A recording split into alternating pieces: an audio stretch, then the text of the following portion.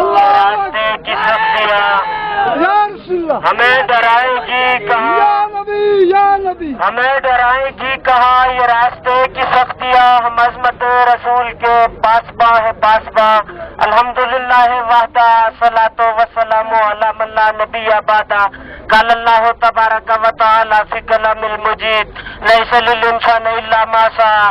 یہ جو پرشکستہ ہے فاختہ، یہ جو زخم گلاب ہے، یہ داستاں میرے کی جہاں ظلمتوں کا نصاب ہے، جہاں ترجمانی ہو جھوٹ کی، جہاں حکمرانی ہو لوٹ کی، جہاں بات کرنا محال ہو وہاں آگہی بھی عذاب ہے۔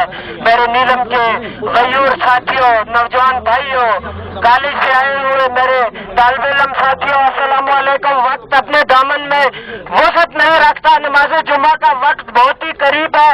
آج نیلم یوتھ کے یہ نوجوان یہاں پر جمع ہوئے ہیں حکومت وقت کو یہ بتانے کے لیے، بیوروکریٹس کو یہ بتانے کے لیے، ان اداروں کو یہ بتانے کے لیے جو نیلم کو ان کے حقوق نہیں دینا چاہتے، انہیں یہ بتانا چاہتے ہیں کہ یہ تحریک ایک انقلاب برپا کرے گی۔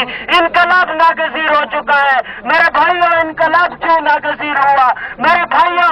جب عوام کی خدمت کے لیے پہنائی جانے والی وردی دہشت کا نشان بن جائے تو انقلاب ناگزیر ہو جاتا ہے۔ جب ہسپتالوں میں مریض سزک کر مرے تو انقلاب ناگزیر ہو جاتا ہے۔ جب پٹوار خانے عوام کے لیے سون قدر بن جائے تو انقلاب ناگزیر ہو جاتا ہے۔ جب یہ افسر عوام کی کھال کھینچنا شروع کر دے تو انقلاب ناگزیر ہو جاتا ہے۔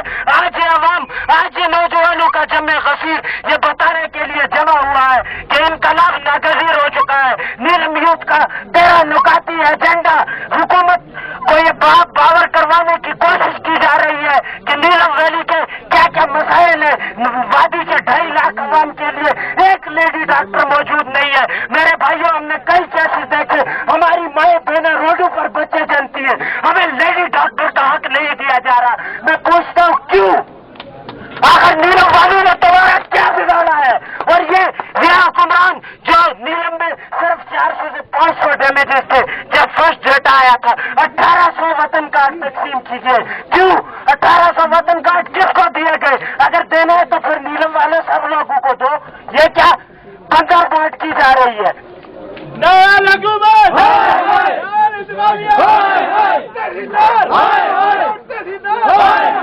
میرے بھائیوں، انتظامیہ نے ملی بھگت کر کے یہ وطن کارڈ کی اجرا کیے، یہاں پر لوگوں سے پیسے لیے جا رہے ہیں، باتیں بہت کرنی تھی۔ اور یہ جو حکمران راتوں رات بھاگتے، میں انہیں کہنا چاہتا ہوں کہاں تک بھاگو گے؟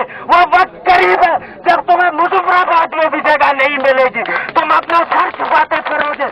خدا کی قسم ہم تمہیں نہیں چھوڑیں گے، ہم سندھ کے صحرائی تک تمہارے پیچھے جائیں گے، ہم خیبر تک تمہارا پیچھا کریں گے، ہم تاؤ تک تمہارا پیچھا کریں گے، ہم چھوڑیں گے نہیں۔ ہم اپنے حقوق کی خاطر مرنا جانتے ہیں۔ اب انقلاب ناگزیر ہو چکا ہے۔ بخدا غریبوں کے دربار میں سر جھکائے ہوئے ہر نواب آئے گا، انقلاب آئے گا، انقلاب آئے گا۔